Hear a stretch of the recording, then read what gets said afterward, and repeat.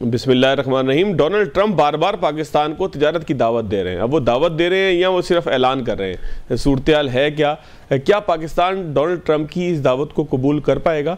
और साथ साथ जायज़ा लेंगे आज के प्रोग्राम के अंदर कि हिंदुस्तान चाहता है कि वो तुर्की का बाइकआउट करे, उसके साथ तिजारती मामलात के ऊपर बाइकआउट करे, और पाकिस्तान कहता है, पाकिस्तानी ताजिर कहते हैं कि हम सपोर्ट तुर्की मुहिम शुरू करेंगे। इसके साथ साथ बांग्लादेश को भी हिंदुस्तान माशी मैदान के अंदर चैलेंजेस देना चाहता है, वो उसकी ट्रांजिट ट्रेड को रोकना चाहता है, उसके ऊपर पाबंदियाँ लगा रहा है। आने वाले दिनों के अंदर इस आलमी मंजरनामे के में पाकिस्तान का किरदार क्या होगा, इसका भी जायज़ा लेंगे। IMF ने नई 11 शराइत पाकिस्तान के ऊपर रखी हैं जिनमें ज़्यादातर कानून साजी से मुताल्लिक़ हैं। पाकिस्तान कैसे नबरद आज़मा होगा एक ऐसे मौके के ऊपर कि जब पाकिस्तान सैलरीड क्लास के ऊपर टैक्सेस को कम करना चाहता है, लेकिन IMF कहता है कि आप ऐसा कर नहीं पाएंगे। मेरे साथ मौजूद डॉक्टर शाहिद हसन सिद्दीकी साहब। डॉक्टर साहब, बहुत शुक्रिया आपके वक्त का। डॉक्टर साहब, हिंदुस्तान मुहिम चला रहा है तुर्की के बाइकआउट का, अज़रबैजान के बाइकआउट का। दूसरी जानिब पाकिस्तान कहता है कि हम सपोर्ट करेंगे, पाकिस्तानी ताजिर कहते हैं कि हम सपोर्ट तुर्की मुहिम चलाएंगे। और सिर्फ यही नहीं बल्कि बांग्लादेश के साथ भी हिंदुस्तान इसी तरह का रवैया रखना चाहता है, और उसने कुछ मसनूआत पर पाबंदी भी लगाई है। ट्रांजिट के हवाले से भी तलात आ रही है कि वो बांग्लादेश को तंग करना चाहता है। तो ये जो बदलता हुआ मंजरनामा है, इसमें पाकिस्तान किन ममालिक को कैसे सपोर्ट कर सकता है, और सर जो हिंदुस्तान है वो बांग्लादेश को, तुर्की को क्या तंग करने का सबब बन सकता है? बहुत शुक्रिया। पहले पाकिस्तान अपने आप को सपोर्ट कर ले। मेरे ख्याल से हमारे पास सबसे अहम काम ये है, ये जो बातें की जाती हैं वो की इसीलिए जाती हैं कि अहम मसाइल जो है वो खुश चले जाए। इस वक्त हमारा मसला क्या है पहले आप समझ। वो मसला हमारा ये है कि भारत ने जारियत की, अल्लाह ताला की ताईद गैबी से हमने मार्का हक और बुनियाद मरसूस जो किया उसमें हमें कामयाबी मिली। ये है कुरान की सूरह सफ की आयत नंबर 4। अब मैं ये चाहता हूं कि इसके यहाँ पर आके रुक ना जाए, जरा आगे तो देख लेगा कुरान क्या कहता है। इसी में आयत नंबर 11 वो ये कहते हैं कि आप अपनी माल और जान से अल्लाह की राह में जहाद करें। मतलब उनका ये था कुरान का कि जो आपने जंग अभी लड़ी है तो उससे जो नुकसानात मईशत को हुए, जंग को नुकसानात हुए, और दुश्मन जो जख्म खुर्दा है वो अपनी दांत तेज कर रहा है, अपने अखराजात बढ़ाएगा ताकि आपके ऊपर दोबारा करे। तो कुरान ने ये आपको मोमिनाना बसीरत में हुक्म दिया है कि आप उस नुकसान को पूरा करने के लिए जहाद करें, माल से भी। तो मैं ये चाहता हूँ कि ये आयत की बात करें, और इसी पे पहले तो हम बात कर लें क्या हम वो कर रहे हैं या हम हुकूमत से बरात मांग रहे हैं, बिजनेस कम्युनिटी क्या आप हमें ये दे दें। पहले तो बुनियादी सवाल ये है। दूसरी बड़ी अहम बात ये है कि देखिए अब ये 2027 में हम IMF का प्रोग्राम में हमें दोबारा जाने की तैयारी हो चुकी है, और हम जाएंगे न्यू ग्रेड गेम में जो कि खुदकशी होगी। मगर दूसरी अहम बात यह कि जब आप मजहब की इतनी ज्यादा बातें कर रहे हैं तो आईन में एक 26वीं तरमीम हुई है जिसमें ये कहा गया है कि 2027 तक मईशत से सूद का खात्मा कर दिया जाएगा और इस्लामी निज़ाम में मईशत नाफिज होगी। ये इतना जबरदस्त काम है कि उसके लिए जो है जब ये एक इंच भी काम नहीं हुआ। मगर मैं इससे आगे दूसरी बात करना चाहता हूँ कि इस्लाम ने कि आपको इस्लामी निज़ाम में मईशत तो दिया है, और उसने बताया कि हराम हलाल क्या होता है, जो है वो जो है उसके बाद जो है इस्लाम में टैक्स जो लगते हैं उसका मकसद क्या है, सूद को खात्मा कैसे किया जाना है, ज़कात का निज़ाम है, ये सारा एक निज़ाम है। अगर आप उस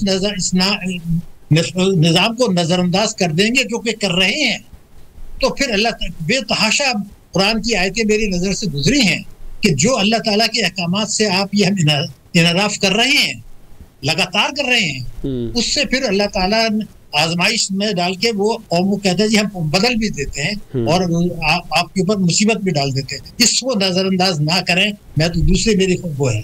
तीसरी बात मैं जो बड़ी अहम करना चाहता हूँ कि मैं 3-4 आदाद शुमार देना चाहता हूँ कि हम देख लें कि हमारा मसला क्या है और हम बातें इधर उधर की क्यों कर। पहली बात, इस वक्त आज की तारीख में 2024 में जो खत्म हुआ है, हमने टैक्सों की वसूली में 23,000 अरब रुपया एक साल में इस्तेदाद के मुकाबले में कम वसूल किया है। 23,000 अरब रुपया जो हमारी तमाम मसाइल की जो है वो असल वजह ये है। और 2023 तक हमारा कोई इरादा नहीं है कि इसमें कमी करेंगे, क्योंकि 13.5% का टैक्स GDP हमने मुआहदा तय कर लिया है कि हम करेंगे। इसका मतलब ये 23,000 अरब रुपए हम 2027 तक भी नहीं करेंगे। मगर मैं ये देखना चाहता हूँ कि आप ये जो 23,000 हम वसूल कर रहे हैं कम, आप सूद जो दे रहे हैं कर्जों पर वो है 8,160 अरब। ये कौन से कर्जे हैं मुल्क की? ये वो कर्जे हैं आपने टैक्स चोरी होने दी, आपने शान अखराजात किए और उसकी वजह से जो बजट खसारा हुआ उसके लिए आपने कर्जे लिए, तो 8,160 अरब रुपए तो चला गया। तो कौम ने जो पैसा आपको दिया था उनको क्या मिला? ना उनको तालीम मिली, ना सेहत मिली, ना पीने का साफ पानी मिला, ना इंसाफ मिला, ना इलाज मुआवजा मिला। ये रिकॉर्ड पर है। लेकिन मैं दूसरी बात करना चाहता हूँ कि अब दफाई अखराजात में इजाफा हमें करना होगा। यानी दुनियावी लिहाज से भी देखें कि भारत जो है वो जख्म अपने चाट रहा है, लेकिन हमें कुरान ने वार्निंग दी है कि ये होगा। तो आप अगर इजाफा करने चले हैं तो मैं एक बात कहना चाहता हूँ, हमारा पिछले साल का जो दफाई अखराजात थे 1,860 अरब, जिसका कुछ लोग शोर करते हैं दफाई अखराजात बहुत है। अरे भाई, तो 23,000 अरब रुपए तो आप टैक्स के कम वसूल कर रहे हैं, वो आपको चुपता नहीं है। ये 1,860 अरब रुपए चुपते हैं, इसमें इजाफा होना चाहिए। मगर मैं एक बात और कहना चाहता हूँ, आपने 5 बैंक निजकारी कर दी थी इस हुकूमत, पिछली हुकूमतों ने 5 बैंक जो हुकूमत हमारी थी हमने बेच दी। अगर मैं आपको बताऊं कि चंद खानदान उन्होंने इससे जो डिविडेंड कमाया है, चंद खानदानों ने, वो पाकिस्तान के दिफाई बजट से ज्यादा है। किस खुशी में कर दी भाई आपने? फिर आपको दूसरी फिगर दूं, 2018 में पाकिस्तान का जो बैंकिंग सेक्टर था उसका 80% जो है वो गैर मुल्की स्पॉन्सर्स हैं, 80%। उन्होंने 2018 में जो मुनाफा पूरा मुकम्मल कमाया था सबने मिलके, वो 243 अरब रुपया था एक साल का। क्या हमें पता है कि 2023 में कितना कमाया है? 1287 अरब रुपया एक साल। अरे भाई, ये तो आपका पैसा था, आपने उसको औने पौने बेच दिया। हबीब बैंक को बेच दिया, यूनाइटेड बैंक को बेच दिया, मुस्लिम कमर्शियल बैंक को बेच दिया, एनआई बैंक को बेच दिया, और ये आपका जो बैंक अल-फलाह में आपने बेच दिया, जो कि बीसीसीआई को हमने टेक ओवर कर लिया था हुकूमत पाकिस्तान ने। तो मैं ये कहना चाहता हूँ, एक साल में 1287 अरब रुपया उन्होंने क्या किया है? उन्होंने ये किया है कि खुद ही फखरिया कह रहे हैं कि हम तो बहुत टैक्स दे रहे हैं। मैं भी मानता हूँ बहुत टैक्स दे रहे हैं। वो टैक्स उन्होंने कहाँ से दिया ये भी तो बता दें। उन्होंने हुकूमत से कर्जे लिए स्टेट बैंक से कम शरह सूद पर, और हुकूमत की सिक्योरिटीज में लगा दिए ज्यादा शरह सूद पर। हुकूमत का पैसा था, वो बजट खसारा पूरा हो गया, उसमें कमा लिया। बैंकों के जो डिपॉजिट है उनको कानून तोड़ के कई हजार अरब रुपया उन्होंने कम दिया है। सूदी बैंकों ने भी और इस्लामी बैंकों ने भी कई हजार अरब रुपया। अब आप ये बताइए, उसमें से एक थोड़ा सा जो है उनको दे दिया कि टैक्सों की बात में जो कह रहे हैं हमने ज्यादा दिया। लेकिन मैं आपको बताऊं कि 6 महीने के अंदर जो खातेदारों को मुनाफा था जून से दिसंबर में, वो 20.5 से जो है वो 10.5 पर आ गया। 23,000 आपका जो है ना वो 23,000 अरब रुपए के बचत खाते थे आपके। तो मैं सिर्फ ये कहना चाह रहा था कि आप कर क्या रहे हैं। मैं मोटी मोटी आपको और बताऊं जो हमारी लीकेज हो रही है। हमारी इनकम टैक्स ऑर्डिनेंस 111(4) है, जिसके तहत जो है वो आपको पता है ब्लैक मनी वाइट होता है और रेमिटेंसेज आती है।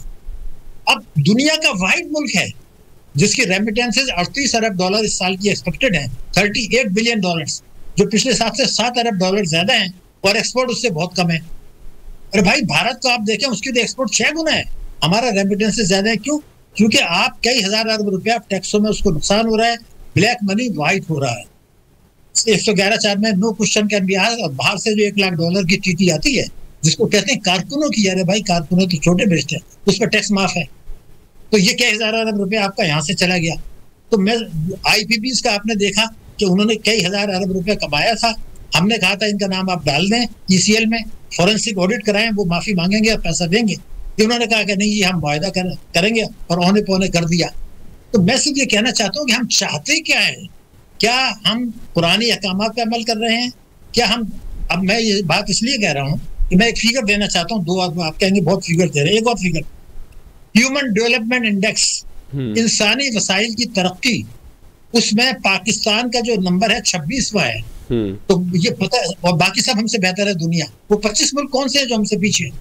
सब सहारन अफ्रीका के जो है वो 24 मुल्क हैं, एक अफगानिस्तान है।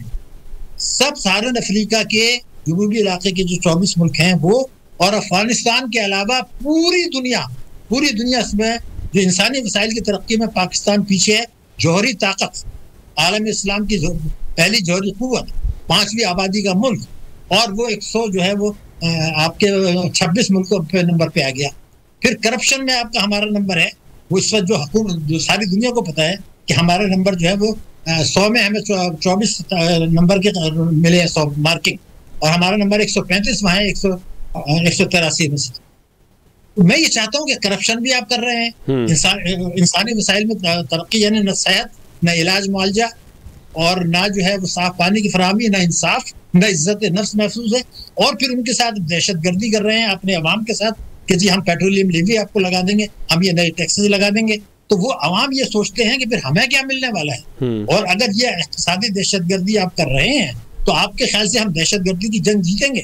अच्छा सर, IMF ने कोई आज हमारे पास एक खबर आई है जिसमें IMF ने कोई नई 11 शर्तें लगाई हैं, नए 11 चैलेंजेस पाकिस्तान को दी हैं। उसमें बहुत सारी चीज़ें लेजिस्लेशन से मुतालिक हैं, जिसमें उन्होंने कहा है कि जी आप जो बिजली की कीमत के तयन का जो फार्मूला है उसको रिवाइज़ करें, सनतों को जो है वो मजबूर करें कि वो नेशनल ग्रिड के ऊपर आए। इस तरह बहुत सारी चीज़ें हैं जिसमें कानून साजी का कहा गया है। तो सर क्या पाकिस्तान आने वाले बजट के अंदर कोई बहुत सख्त शराइत के साथ बजट लेकर आएगा? देखिए, ये मसला नहीं है। मसला ये है कि जो 2 दर्जन आपने प्रोग्राम IMF के साथ किए हैं, उसके बाद नतीजा क्या निकला? अगले प्रोग्राम में गए। ये प्रोग्राम का भी मकसद यही है जो बजट हो रहा है कि आपकी मईशत पाकिस्तान की खुदा न खास्ता लड़खड़ाती रहे पूरे साल, और अगले प्रोग्राम में जाने की तैयारी है। सर एक लुकमा सर एक और ले लीजिएगा सर, आज ही की खबर है कि नाइजीरिया जो है वो IMF के पास से आखिरी कर्ज की किस्त देकर निकल आया है।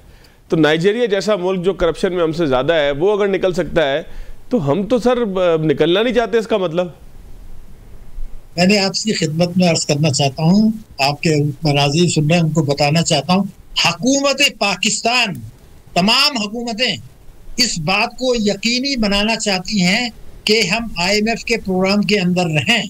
उसकी 2 वजूहात हैं। पहले तो ये कि अमेरिका ये चाहता है कि पाकिस्तान IMF के प्रोग्राम में रहे, ताकि अमेरिका जो हमारी सियासी शराइत है उन पर दबाव डालने के लिए उसको IMF को इस्तेमाल करे। और हमें अमेरिका की खुशनुदी चाहिए इक़्तिदार में आने के लिए, इक़्तिदार में रहने के लिए और इक़्तिदार में बरकरार रखने के लिए, नंबर 1। दूसरा, हमारा जो मीडिया है, इलेक्ट्रॉनिक मीडिया, प्रिंट मीडिया, उनकी मेहरबानी से कि ये हुकूमत और पिछली हुकूमतें अवाम पर जो गैर जरूरी टैक्सों का बोझ डालती हैं, अवाम के साथ जुल्म करती हैं, वो कहते हैं जी IMF की शराइत है। मैं कह के थक गया भाई, ये IMF की शराइत नहीं है। ये तो आपने उनसे कहा जी हम ये करना चाहते हैं, जी आपका मुल्क क्या कर लें, उनको डर तो नहीं है। तो वो जितना जुल्म अवाम के साथ करना चाहते हैं, पेट्रोलियम लेवी लगा दिया। आपको पता है कि तरक्याती अखराजात का 1400 अरब का बजट था, अभी तक 500 अरब भी खर्च नहीं हुए। तो सवाल ये है कि वो तो आप चाहते हैं कि प्रोग्राम में रहें, ये हुकूमत भी चाहती है, ताकि जब अवाम के साथ जुल्म करें तो कह दें जी IMF ने कहा है, और मीडिया कहेगा जी IMF की शराइत बताया क्या करें। अरे भाई, IMF की शर्त नहीं है। IMF की MD ने रिकॉर्ड पर कहा है, हमने पाकिस्तान से कहा कि आप मालदार लोगों से टैक्स लें, अगर आप नहीं लेना चाहते तो IMF को क्या तकलीफ है। वो तो कहेगा कि जो आप करना है, हम तो मकसद चाहते हैं कि आपका जो है स्टेबलाइजेशन हो, चाहे अवाम को कुछ लें, चाहे तालीम का बजट कम करें, चाहे सेहत का बजट कम करें। आपको पता है कि हंगर, भूख के अंदर इस वक्त पाकिस्तान उन मुल्कों में है जहां भूख की सूरत हाल इंतहाई संगीन। कहाँ? जो ज़री मुल्क है, 26 मिलियन बच्चे स्कूल नहीं जा रहे, 11 करोड़ जो लोग हैं वो गुर्बत की लकीर से नीचे हैं, उसमें इजाफा हो रहा है, बेरोजगारी में इजाफा हो रहा है। लेकिन हम हुकूमत कह रही है बड़ा खुश है जी, क्या हुआ जी, इस्तेहकाम हो गया, मईशत तरक्की की तरफ जा रही है। अरे भाई, क्या तरक्की की तरफ जा रही है हमें बता दें। हमारे जो रिजल्ट्स हैं वो 11 अरब डॉलर से कम है, तो 10.7 अरब डॉलर तो दोस्त मुल्कों का पैसा है जो उन्होंने रोल ओवर किया है। 5 अरब डॉलर ज्यादा स्टेट बैंक ने मार्केट से खरीदे हैं, जिसकी वजह से कर्जे बढ़ गए। आपने कौन सा कमाया है? मैं तो आपको एक फिगर देना चाहता हूँ कि जो 6 साल 9 महीने गुजरे हैं, इसमें 390 अरब डॉलर का पाकिस्तान ने इम्पोर्ट किया। ये खुदकशी है। 390 अरब डॉलर का इम्पोर्ट हमने किया है 6 साल 9 महीने में, और हमारा जो एक्सपोर्ट है वो 186 अरब डॉलर। सर, अब डोनाल्ड ट्रंप भी कहते हैं कि पाकिस्तान 0 टैरिफ पर अगर बात करेगा तो पाकिस्तान को भी चीजें मंगवाने पड़ेंगी, तो फिर एक नया दरवाजा नहीं खुलेगा सर? नहीं, उससे कोई फर्क नहीं पड़ता। मैं तो आपको जो बता रहा हूँ कि हमने तिजारती खसारा कमाया 203 अरब रुपया। तो देखिए, अमेरिका के साथ जो है वो तो आपका 3 अरब ही है ना। 203 अरब का आपका तिजारती खसारा है, जिसको आपने जाली रेमिटेंसेस मिला के आपने रेमिटेंसेस मंगा ली 191 अरब डॉलर। सर, लेकिन आप इसको जाली रेमिटेंसेस कैसे कह सकते हैं डॉक्टर साहब? बहुत सारी चीज़ें नई भी हो रही हैं दुनिया के अंदर, फ्रीलांसर काम कर रहे हैं, बहुत सारी चीज़ों की पेमेंट्स आ रही हैं, फ्रीलांसर्स के अलावा बहुत सारे ई कॉमर्स के प्लेटफॉर्म्स काम कर रहे हैं कि जिसकी पेमेंट्स आती जाती भी हैं। तो ये सिर्फ ये मजदूरों की रेमिटेंसेस तो नहीं है ना सर, अब तो सिनेरियो चेंज हो गया थोड़ा सा। मैं अभी आपको साबित कर देता हूँ सर। पहली बात तो थी कि ये कारकुनों की रेमिटेंसेस थी, तो कारकुन जो होते हैं कितना भेजेंगे, $10,000 सालाना भेज देंगे। आप क्या, तो एक आदमी $75,000 भेज रहा है, $1,00,000 भेज रहा है, वो टैक्स फ्री है। सुप्रीम कोर्ट ऑफ पाकिस्तान में एक रिपोर्ट पेश की गई थी, मैं आपको बता दूं कि एक साल में $20 अरब की रेमिटेंसेस पाकिस्तान आई। लोगों ने 15 अरब मार्केट से डॉलर खरीदे, फॉरेन करेंसी अकाउंट में जमा किया, वो पैसा बाहर चला गया। अरे भाई, उसका दूसरा सबूत आपको दे दूं, मुस्लिम लीग नून का मंशूर कि जो रेमिटेंसेस हैं उसका 50% हम सरमायाकारी में इस्तेमाल करेंगे। तो आपका तो $191 अरब की रेमिटेंसेस आई हैं, अगर उसका 50% यानी $95 अरब की रेमिटेंस को आप सरमायाकारी कर लेते तो हम तो IMF को वीजा देना बंद करते। हम आपकी $95 अरब की क्या $2 की नहीं हुई? देखिए ना, ये आपके सामने है ना सारा कुछ। क्यों आप टैक्स फ्री दे रहे हैं बड़ी बड़ी रेमिटेंसेस? मैंने जैसे आपसे कहा कि भारत की जो रेमिटेंसेस हैं वो $124 अरब हैं, बरामदात $777 अरब है। हमारी बरामदात जो है वो $32 अरब हैं, हमारी रेमिटेंसेस $38 अरब है। मुझे दुनिया का कोई मुल्क तो बता दें जो ये कर रहा है। देखिए ना, इसमें शुबा है ही नहीं कि बड़ा हिस्सा जो है। सर, इसको रिफाइन करने का तरीका क्या है? इस शुबे को दूर करने का तरीका क्या है सर? इसके दो तरीके हैं। पहले तो 111(4) को अगर आप मनसूख नहीं करते, उसमें ये है ना ISI पूछ सकता है, ना कोई FIA पूछ सकता है कि एक ड्राइवर ने $1,00,000 क्यों भेज दिए। क्यों भेज दिए भाई? $1,00,000 ड्राइवर के पास आए कहां से थे? और ये कि 111(4) को अगर आप मनसूख नहीं करते, जो फाइनेंशियल NRO है परमानेंटली टैक्स एमनेस्टी स्कीम हमने दी हुई है 111(4) की, ये आप मनसूख करें वरना खुदकशी। मैंने आपको एक्सपोर्ट का बता दिया, आपको रेमिटेंसेस का बता दिया, आपको दफाई बजट का बता दिया।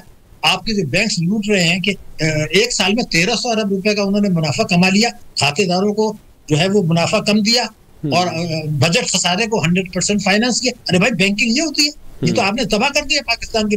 यानी ये एक निजकारी जो बैंक की है, ये पाकिस्तान की 50% टैक्सों का, और ये पाकिस्तान की 60% खराबियां यहाँ से हैं। तो ये तो खुदकशी हो रही। इन सब चीजों को लेके हम कहते हैं जी IMF ने क्या कह दिया, वो बात की बातें हैं भाई। ये अगर ठीक नहीं करते तो कोई भी आपको हमारा हेल्प नहीं कर सकेगा। मैंने तो आपको कुरान की आयतें बता दी हैं कि वो आप इस्लामी निज़ाम मईशत से और सूद से इनहराफ 100% कर रहे हैं। कुरान ने वार्निंग दी है, बार बार दी है, ये कहा है कि हम आपकी जगह दूसरे को ले आएंगे। ठीक है तो अगर नहीं समझना चाहते हैं और ये समझते हैं IMF हमें बचा लेगा या जो है ट्रम्प कार्ड खेल के बचा लेगा, तो नहीं बचाएगा। बहुत शुक्रिया, बहुत शुक्रिया डॉक्टर साहब, बहुत शुक्रिया। यहाँ पे नाज़रीन एक ब्रेक लेते हैं, ब्रेक के बाद आगे। ब्रेक के बाद खुशामदीद आबिद कयूम सुलैरी साहब मेरे साथ मौजूद है। आबिद साहब, बहुत शुक्रिया आपके वक्त का। सर, ट्रम्प दावत कारोबार हमें बार बार दे रहे हैं और वो कहते हैं कि जी हमसे ताउन करें, कारोबार करें, आप बहुत ज़हीन दिमाग हैं, इंटरव्यूज़ हैं, मल्टीपल चीज़ें वो बार बार कह रहे हैं। इसका मतलब ये है कि उनकी ये राय है कि पाकिस्तान के साथ कारोबार किया जा सकता है या टैरिफ के ऊपर पाकिस्तान के साथ अच्छे मुज़ाकरात हो सकते हैं। चाइना के साथ भी हमने देखा है कि नेगोशिएशन उसकी चल रही हैं। इंडिया के साथ उन्होंने खुद बताया कि नेगोशिएशन चल चुकी हैं। पाकिस्तान के पास सर क्या मौके हैं? देखिए फवाद साहब, ट्रंप की नीयत पे या उनकी दावत पे मुझे कोई डाउट नहीं है। जब मैं अपनी सप्लाई लाइन की तरफ देखता हूं तो वहां पे मुझे थोड़ा सा जो है कंसर्न आता है, क्योंकि जब ट्रम्प दावत कारोबार देते हैं तो इसका मतलब ये होता है कि या अमेरिका में इन्वेस्ट किया जाए या अमेरिकन एक्सपोर्ट्स जो हैं उनको अपने मुल्क में मंगवाया जाए। अब हम जो मंगवा पा रहे हैं, अगर आप पिछले कुछ सालों का देखें तो कभी कभी हम उनसे कॉटन दरामद कर लेते हैं, उसके अलावा आप उनसे कुछ सोयाबीन वगैरह जो है वो दरामद कर लेते हैं, कुछ मशीनरी है वो दरामद कर लेते हैं। हमारी जो एक्सपोर्ट है वो ज़रा टेक्सटाइल पे हैं। अब अगर वो डॉक्यूमेंट पढ़ा जाए जिसकी बेसिस पे ट्रंप ने बाकी तमाम दुनिया पे अपने टैरिफ जो थे वो आयद किए थे, तो उन डॉक्यूमेंट्स में एक तो इस चीज़ का जिक्र था कि पाकिस्तानी पोर्ट्स पे जेनेटिकली मॉडिफाइड जो सोयाबीन थी वो साल पूरा पड़ी रही। आपको याद होगा कि वो केयर टेकर से दौर से पहले सर स्कैंडल ही बन गया था वो। हाँ, तो एक तो वो उससे पाबंदी हटाने का कह रहे हैं, जो कि अगर आपके पास सेफ्टी गाइडलाइन और बायोसेफ्टी गाइडलाइन नहीं तो थोड़ा सा मुश्किल हो जाएगा, लेकिन वो तो आसान है। उसके अलावा आप अमेरिका से क्या इंपोर्ट कर सकेंगे? आप LNG इंपोर्ट कर लेंगे, वो भी ठीक है। देखना होगा कि कतर के मुकाबले में अमेरिका से LNG कितनी सस्ती या महंगी पड़ती है। जो तीसरी चीज़ जिस पे कि अभी तक इंडिया ने या सऊदी अरब ने या कतर या UAE ने डील की है, वो या तो दफाई सामान है या फिर बोइंग है। अब जाहिर है कि PIA का जो हाल है, बोइंग तो हम मंगवाने से रहे, और दफाई सामान अगर हम मंगवाते हैं तो इसका मतलब है चाइना की नाराजगी। चाइना इस वक्त 81% आपको जो है आपका दफाई सामान की एक्सपोर्ट कर रहा है, और चाइना ने अभी पिछले 4 दिनों की टेंशन में एक रिलायबल डिफेंस पार्टनर होने का सबूत दिया है कि हमने जो कुछ चाइना से इंपोर्ट किया या जो भी टेक्नोलॉजी हमने इस्तेमाल की वो वेस्टर्न टेक्नोलॉजी से कहीं ज्यादा सुपीरियर थी। तो अब अगर आप अमेरिका से दफाई सामान भी नहीं मंगवा सकेंगे और गैस भी कंपैटिटिवली अगर मैं कतरी गैस से साथ मुकाबला करूंगा तो शायद महंगी पड़ेगी, तो फिर मुझे वो थोड़ा सा वो जो विंडो है वो बड़ा थोड़ा लग रहा है जिसमें कि हम ट्रंप को खुश कर सकें।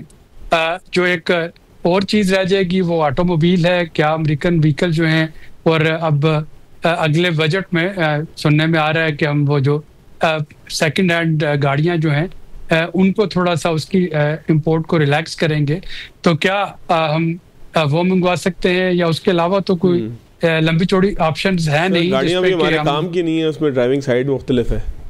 हाँ, तो वही मैं कह रहा था कि कोई लंबी चौड़ी ऑप्शन बनती नहीं। अगर हम 0% ड्यूटी कर भी देते हैं अमेरिका से तमाम तजारती सामान पे, तो बहुत कम ऑप्शन है जिसमें कि इस ट्रेड को बैलेंस कर सके कि अमेरिका की एक्सपोर्ट बढ़ जाए या कम से कम उतनी हो जाए जितनी कि पाकिस्तानी टेक्सटाइल की एक्सपोर्ट। वैसे बगैर किसी रिसर्च के एक क्वेश्चन आपसे पूछा सर, कॉटन पॉसिबल नहीं है क्या? पाकिस्तान वियतनाम से दायमा से कॉटन लेता है ना, जो रिफाइंड कॉटन है। हाँ, कॉटन है, कॉटन तो अभी भी मंगवा रहे हैं और कॉटन मजीद भी आ सकती है, तो कॉटन है। लेकिन कॉटन में भी हमें देखना है कि अभी अगर आप देखें तो अभी जो पाकिस्तान का जो ट्रेड सरप्लस है, क्या वो सिर्फ कॉटन पूरी करके पूरा हो जाएगा? अगले आने वाले सालों में पाकिस्तान के अपनी प्रोडक्शन को भी देखना होगा। तो ये थोड़े सिफ्ट्स एंड बट्स हैं। एक और जो उसमें डॉक्यूमेंट में था, अमेरिकन एडमिनिस्ट्रेशन ने एतराज लगाया है, वो पेपरा रूल्स पे लगाया है कि पेपरा रूल्स की मोनोपोली करता है पाकिस्तान जब पाकिस्तान के साथ ट्रेड की जाए। और दूसरा उन्होंने इंश्योरेंस कॉर्पोरेशन पे लगाया है, नेशनल इंश्योरेंस कॉर्पोरेशन लिमिटेड पे, NICL पे, कि पाकिस्तान कहता है कि NICL से इंश्योरेंस करवाई जाए। तो उस पे हो सकता है कि हम थोड़ी सी फ्लेक्सिबिलिटी जो है वो देना चाहें। इल्जाम ही लगा दिया है ना कि आप हमारे रेट चाइना को बताते हैं। हाँ, तो वो इसीलिए ना, वो अगर रूल्स जो है वो उधर फॉलो होंगे, तो मैं यही कहना चाह रहा था कि जो इस वक्त हमें दोस्ती और मोहब्बत की जो बातें हैं, थोड़ा सा उनको as a pinch of salt मैं उनको लूँगा कि सारी की सारी चीज जरूरी नहीं कि अल्लाह करे मेरे सारे खदशात गलत साबित हों, लेकिन मैं एज ए डेविल्स एडवोकेट बन के देख रहा हूँ कि सारी चीज में हकीकतन अमेरिका के लिए क्या निकल सकता है कि वो खुश हो जाए। तो इस वक्त तो अमेरिका को खुश करने के लिए देखिए कतर ने उनको एक पूरा जो एयरफोर्स 1 त्यारा जो है $500 million का वो तोहफे में दे दिया।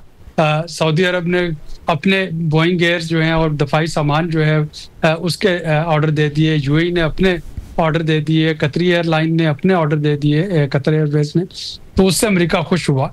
तो इस वक्त वो मोगैम्बो खुश करने के लिए मोगैम्बो को क्या क्या करना पड़ेगा उस पर थोड़ी सी हमें होमवर्क बड़ा रियलिस्टिक करना होगा, ताकि ये जो एक अपॉर्चुनिटी है उसको हम वाकई अवेल कर सकें। वो ये ना हो कि ट्रंप नाराज हो जाए और जैसे उसने ज़ेलेंस्की के बारे में कह दिया था कि यूक्रेन जो है वो तो अमन के लिए सीरियस ही नहीं है, खुदा न खास्ता कुछ तरह की सिचुएशन ना बन जाए हमारे साथ। अच्छा सर, इसके अलावा तुर्की का बाइकआउट करने की हिंदुस्तान बात कर रहा है सर, ये रियलिस्टिकली कितना पॉसिबल होगा? कोई बहुत बड़ा ट्रेड भी नहीं है बल्कि ट्रेड डेफिसिट ही है जो हिंदुस्तान के जो है हिंदुस्तान कम चीज़ें जो है वो मंगवाता है तुर्की से, और जो है वो तुर्की भेजता ज़्यादा है, 6 अरब 6.5 अरब भेजता है तकरीबन, और 3-3.5 अरब जो है वो मंगवाता है। लेकिन वो कहता है कि जी पाबंदी लगाएंगे, पाकिस्तान कहता है सपोर्ट करें। तो पाकिस्तान की मार्केट में कितनी सपोर्ट की गुंजाइश है? क्या सिर्फ यहाँ से जो है घूमने फिरने के लिए जाने वाले लोग उस कमी को पूरा कर लेंगे जो 3-3.5 लाख हिंदुस्तान के जो सयाह वहाँ पर जाते हैं? जी, टर्की जो है वो पाकिस्तान का हमेशा से काबिल एतमाद दोस्त रहा है। आपको याद होगा जो 2004 का जो अर्थक्वेक था उसमें भी टर्की जो है आज से 20 साल पहले बड़ी भरपूर तरीके से पाकिस्तान की मदद के लिए आया और उसने पाकिस्तान की मदद की। पिछले 4-5 सालों में भी टर्की के साथ ऑटोमोबाइल पे, रियल स्टेट पे, बिल्डिंग डेवलपमेंट पे, हाउसिंग पे काफ़ी सारे जो थे MOUs भी साइन भी हुए, PTI गवर्नमेंट में भी, उसके बाद PDM गवर्नमेंट में भी, और अभी भी पाकिस्तान और टर्की के साथ ये विंडोज ऑफ अपॉर्चुनिटीज मौजूद हैं। ना सिर्फ ये कि मशीनरी और ऑटोमोबाइल सेक्टर में कोऑपरेशन, बल्कि जो रियल स्टेट डेवलपमेंट में टर्की का जो एक्सपीरियंस है उसमें पाकिस्तान के साथ कोऑपरेशन। फिर टर्की का एक और जो बड़ी नीश है वो एग्रीकल्चर सेक्टर में वैल्यू एडिशन है, स्पेशली फ्रूट्स और वेजिटेबल सेक्टर में। तो ये कुछ ऐसे शोबे मौजूद हैं जिसमें कि पाकिस्तान और टर्की जो है ये ना सिर्फ अपना बाहमी जो इक्तिसादी तावन है उसको बढ़ा सकते हैं, बल्कि तजारती तावन जो है उसको भी बढ़ा सकते हैं, और मेरा ख्याल है कि इसको बढ़ाना चाहिए। सर, बांग्लादेश के साथ जो हिंदुस्तान का एक नया रवैया सामने आ रहा है, कहते हैं ट्रांजिट के ऊपर भी पाबंदी लगाएंगे, उनकी कुछ मसनूआत पे भी पाबंदी लगाई गई है, तो बांग्लादेश के पास सर्वाइवल का क्या तरीक़ाकार होगा? क्या पाकिस्तान उसकी कोई सपोर्ट कर सकता है? दोनों मुल्कों को एक दूसरे को सपोर्ट करना होगा। बांग्लादेश का जो एक मजीद थ्रेट आ रहा है पाकिस्तान के इंडस वाटर ट्रीटी की ट्रीटमेंट के बाद, वो ये आ रहा है कि हिंदुस्तान जो है वो मशरकी दरियाओं के साथ, जो उसके मशरकी बॉर्डर पे है बांग्लादेश के साथ, वहाँ पे क्या सलूक करेगा, और बांग्लादेश इस सिलसिले में काफ़ी कंसर्न्ड है। तो ना सिर्फ ये कि इस पर डिप्लोमेटिकली, बल्कि जो आपका एक्सपोर्ट का जो है टेक्सटाइल में स्पेशली पाकिस्तान और बांग्लादेश के जॉइंट वेंचर्स जो हैं वो कैसे मुमकिन हो सकते हैं। तो ये एक ऐसी विंडो ऑफ अपॉर्चुनिटी है जिसको कि ज़रूर इस्तेमाल किया जाना चाहिए। बांग्लादेश की जो नई ट्रांसफॉर्मेशन आ रही है उसमें पाकिस्तान के पास ये एक सुनहरी मौका है इंडिया के रसूख को वहाँ पे कम करने का। सर, बांग्लादेश का मामला, तुर्की का मामला, तमाम चीज़ें ज़ाहिर है कि ये अपनी जगह कहीं ना कहीं जाकर बैठेंगी, लेकिन सर पाकिस्तान का अगर मामला देखा जाए तो नया बजट आने वाला है, और आज एक खबर मैंने एक्सप्रेस ट्रिब्यून में देखी है, 11 नई शर्तें हैं जो चैलेंज की सूरत में पाकिस्तान के सामने आ रही हैं, जिसमें ज़्यादातर लेजिस्लेशन से मुताल्लिक़ है, कानून साजी है। ख़ास तौर पर इस तरह की बातें हैं कि जी नेशनल ग्रिड से बिजली ले इंडस्ट्रीज़, पाकिस्तान उनको मजबूर करे, कानून साजी करे, बिजली की कीमतों के तयन का फार्मूला चेंज करे, इस तरह की सर चीज़ें हैं। तो सर ये आने वाले दिनों के अंदर आपको लगता है कि पाकिस्तान ये अचीव कर पाएगा? फवाद भाई, अगर आप इन शराइत को जाके देखें पिछले 4-5 प्रोग्राम्स में, तो ये बेसिकली वही चीज़ें हैं जो कि 2018 वाले प्रोग्राम में भी कही गई थी। ये वही चीज़ें हैं जो 2014 से 17 वाले प्रोग्राम में भी था। अब ये अकुमुलेट होते होते उस नहज पे आप पहुंची है यहाँ पे कि IMF जो है वो अब आपसे बाकायदा कानून साजी और उस पर अमल दरामद की बात कर रहा है। मैं सिर्फ नाजरीन को याद दिलाता चलूँ कि 2018 वाले प्रोग्राम में आया था कि जो सरकारी अफसरान होंगे वो अपने असासे डिक्लेयर करेंगे अपने और अपने बीवी बच्चों के, और ये पब्लिकली अवेलेबल होंगे।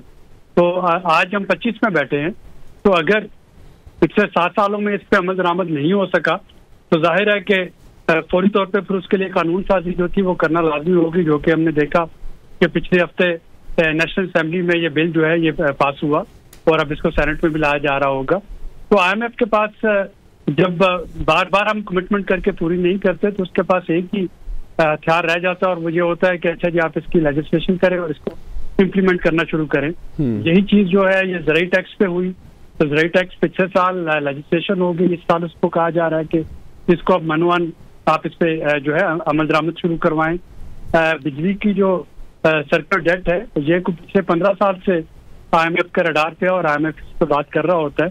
तो अब उसको सर्कुलर डेट को कैसे खत्म करना है उसके लिए अब IMF तजावीज़ जो है वो देना शुरू हो गया, जिसमें कि एक रीबेसिंग की है और दूसरी ये भी है कि इंडस्ट्री जो है वो ज़्यादा से ज़्यादा जो है ग्रिड से बिजली ले, बजाय इसके कि वो अपनी बिजली पैदा करे ताकि कैपेसिटी पेमेंट चार्जेस और सर्कुलर डेट जो है उससे जान छूटे। तो कहने का मकसद ये है कि ये कोई नई शराइत नहीं है, ये वही शराइत है जो कि पिछले प्रोग्राम्स की इकट्ठी होती चली आती है, और फिर एंड पे जाके वो एक इन्फेक्शन इतना बढ़ जाता है कि IMF को फिर सर्जरी करने की जरूरत पड़ जाती है, और ये प्रोग्राम जो है ये उसी सर्जरी से मुताल्लिक है। अच्छा, तनख्वाहदार तबके पे हम टैक्स कम करना चाहते हैं, IMF कहता है ऐसा पॉसिबल नहीं है, आप नहीं कर पाएंगे, आपको नहीं करना चाहिए। सर कोई रिलीफ मिल सकेगा बजट के अंदर, क्या महसूस होता है सर? वो उसी सूरत में कर सकेंगे अगर हुकूमत पाकिस्तान को रेवेन्यू के नए ऑप्शन दिखा दे। यानी IMF को तनख्वाहदार तबके से कोई रंजिश नहीं है, उनको रंजिश इस बात पे है कि अगर कहीं पे कोई रिलीफ देना है तो उसके मुतबादल रेवेन्यू कहाँ से पूरा होगा, जबकि रवा माली साल का जो टैक्स हदफ है वो भी पूरा नहीं हो पाएगा। तो अगर वहाँ पे भी शॉर्टेज आती है और अगला माली साल का रेवेन्यू हदफ जो है वो पिछले से बढ़ के हम उसका जो है टारगेट एक हमें अचीव करने को कहा जाता है, तो उसमें किसी भी किस्म का रिलीफ मशरूत होगा कि नए टैक्सेस के लिए कौन से विंडोज ऑफ अपॉर्चुनिटी हैं, और अगर उन विंडोज को एक्सप्लोर कर लिया जाता है तो फिर शायद वहाँ पर रिलीफ जो है वो देना आसान हो जाए। सर एस्केलेशन के हवाले से जो हिंदुस्तान के साथ हमारी है उस पर भी IMF ने कुछ कमेंट्स किए हैं। उन्होंने कहा है कि इसके ऊपर जो है वो खर्चात आपके दिफाई बढ़ सकते हैं, तो क्या पाकिस्तान कोई ऐसी विंडो रखेगा कि जिसमें दिफाई अखराजात को जो है वो थोड़ा सा बढ़ाकर रखा जाए? जाहिर है कि इस वक्त मजबूरी है दिफाई अखराजात बढ़ाना। हमने एक ऐसे दुश्मन के साथ मुकाबला है जिसके दिफाई अखराजात हमसे 10 गुना ज्यादा हैं। तकरीबन 76 से 80 बिलियन डॉलर के उनके सालाना दिफाई अखराजात हैं। तो ऐसे में पाकिस्तान को लाजमी तौर पे अपने दिफाई अखराजात जो है उनको मजबूत करना होगा, और उसके लिए अगेन रेवेन्यू जो है रेवेन्यू को बढ़ाना होगा। जो नॉन डेवलपमेंटल एक्सपेंडिचर हैं उनमें कमी लाना होगी, और जो डेवलपमेंटल एक्सपेंडिचर है उनको बड़ा सोच समझ के हमें खर्च करना होगा। ऑलरेडी आपने देखा होगा, जो सुनने में आ रहा है कि बेनजीर इनकम सपोर्ट प्रोग्राम जो है उसके लिए एक रिकॉर्ड बजट जो है वो IMF ने रखने का कहा है, तकरीबन 716 अरब रुपए का बजट, जो कि मौजूदा बजट से जो कि 420 अरब रुपए के करीब है उससे कहीं ज्यादा है। तो PSDP में जो ऐसी स्कीम्स हैं जो कि नॉन स्टार्टर्स हैं, या PSDP में जो ऐसे अखराजात हैं जो कि नजर आता है कि वो कंप्लीट नहीं हो रहे होंगे, वहाँ पे कटौती करना होगी, और ये सोशल सेक्टर पे और दफा पे अखराजात जो है वो बढ़ाना होगा। बहुत शुक्रिया सर आबिद क़य्यूम सुलेरी साहब मेरे साथ मौजूद थे। नाज़रीन आज के प्रोग्राम से इतना ही, अगले हफ्ते तक के लिए याद दीजिए। अल्लाह।